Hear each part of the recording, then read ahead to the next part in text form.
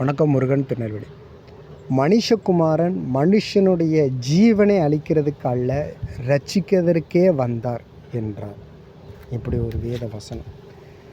கடவுளை பற்றி இன்றைக்கி நிறைய பேருடைய நெகட்டிவ் என்னென்னா, கடவுள் இருந்தால் ஏன் எனக்கு இப்படி ஒரு கஷ்டம், கடவுள் இருந்தால் ஏன் எங்கள் வீட்டில் இப்படி ஒரு சம்பவம் நடக்குது, கடவுள் இருந்தால் ஏன் இப்படி ஒரு அழிவு, இப்படி ஒரு கொஸ்டின் நிறைய. கடவுள் இருந்தால் ஏன் அப்படின்றது விஷயம் இல்லை. கடவுள் இருக்கிறார்.